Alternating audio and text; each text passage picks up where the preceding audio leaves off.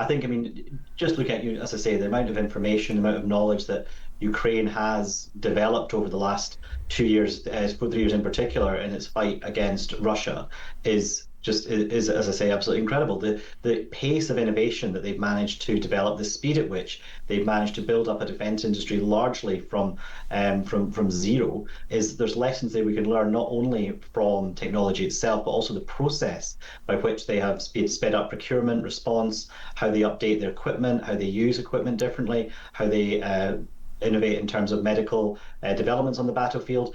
And that's the key part of the relationship with Ukraine. The Labour MP for Dunfermline and Dollar. Good evening to you, Graeme. Good evening, Kate. How are you? Very well, thank you very much.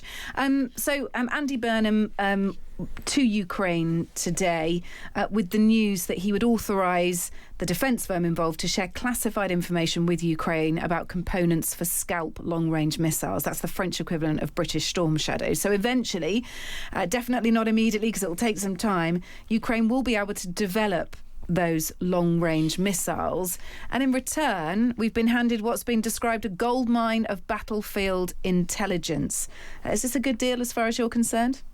I think so, absolutely. We've the UK has been one of the countries that's been really strong behind Ukraine with allies right since the beginning, and there's been really strong, largely cross-party support on that ever since. I think the Prime Minister's made very clear, and he's absolutely correct, that Ukraine's security is our security and Ukraine's defence is our defence. So it's critical we continue to work as strongly as we can with European allies, with the US, to support Ukraine in its fight against Vladimir Putin's illegal invasion that goes right back to 2014, as well as the full-scale invasion in 2022. The Ukrainian innovation defence work has been utterly incredible. I've been privileged enough to meet a number of the companies that have been involved over the last couple of years. The speed at which they can innovate on the battlefield to come up with solutions to Russian attacks and Russian threat is absolutely just incredible. Just the way that they are able to innovate practically on the battlefield, respond to Russian threats, and indeed take the fight further to Russia, as we've seen over the last few months in particular. I think it's incredible allies such as Ukraine working with us so closely. What can you tell us about the secret battlefield intelligence which Ukraine has handed to Britain? Put that in real terms for us. I think the key there is the word secret, and I'm not privy to exactly what that is, to be quite honest.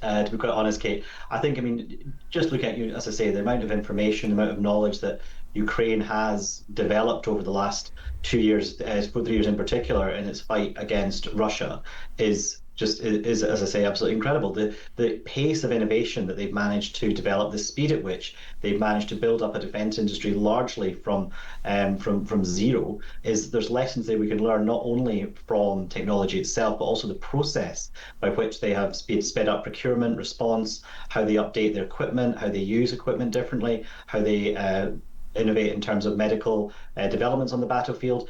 And that's the key part of the relationship with Ukraine. When I was there last year, the key thing that everyone you spoke to in Ukraine and people I've spoken to in the UK is that they don't see this as a one-sided relationship. This is not the UK and allies giving things to Ukraine. This is a partnership, and I think we see that partnership coming the other way as well, where Ukraine is using its knowledge to help the UK and to help its allies, as well as to help, we've seen recently with some of the technology and innovation they've managed to deploy in the Middle East, for example, to defend against Iranian missiles.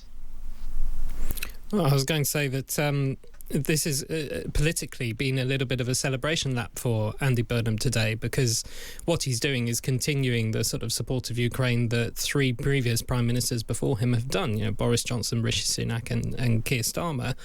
I think, though, it also shows, and Graeme, you talked about the issue with there are a hell of a lot of missiles being used in the Middle East and a hell of a lot of missiles being used in Ukraine, and the sort of competition for those, if you like. This is a sort of taste of the realities of foreign policy that are about to hit him in the next couple of months, after a summer of basically being able to talk about domestic issues and touring the UK. And we'll see how those kind of two sides of politics come together.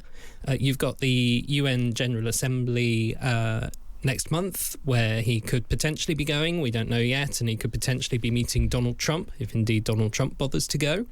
And we've got decisions coming on all manner of things, including Jackdaw and Rosebank, the two oil and gas fields, which I know you have views on, Graeme, as well, which will basically kind of bring together this problem of foreign policy, of geopolitics and of economic policy. Essentially things are tight because of what's happening in the Middle East. And these very domestic decisions which sort of face the Green Party and others, and Reform and the Tories about how hard do you go on oil and gas. And it's basically he's had a summer of being able to talk what he wants to talk about, and now suddenly there's a whole lot of issues forced upon him. Yeah. What is your stance on the authorisation of further oil and gas drilling for Rosebank and Jackdaw, Graeme? So I've said, Kate, that I think we should approve both Rosebank and Jackdaw. I think the reason for that is that we need to work towards a low carbon energy future, but we are going to be requiring oil and gas until at least 2050. So I think we need to do two things at the same time. One, we need to reduce our demand for oil and gas. I think this government's made some really important strides on that in terms of grid upgrades and investment in renewables and nuclear. We have to do more of that. We have to do it faster. But in the meantime, while we are doing that, we need to make sure we don't lose the skills and the supply chain that we currently have in oil and gas, because it will be vital to develop that technology for the future as well. And frankly, a lot of this comes down to human cost in Scotland, but also across the UK, about people who currently work in the offshore energy sector. And I think that's something Andy Burnham's been really clear with, that any policy that his government's putting forward should be focused on people. It should be focused on how do we support people and the communities that they're in. So frankly, at the moment, we've got to reduce our demand for fossil fuels. That is absolutely critical. We need to do more on that. We've done a lot. We need to do more. But in the meantime, we have to support those communities and the people who are currently so involved in the vital skills we need in the offshore energy. Do you think your colleagues have warmed to that idea? There is opposition within the Labour backbenchers to the authorisation of any further drilling at Rosebank and Jackdaw.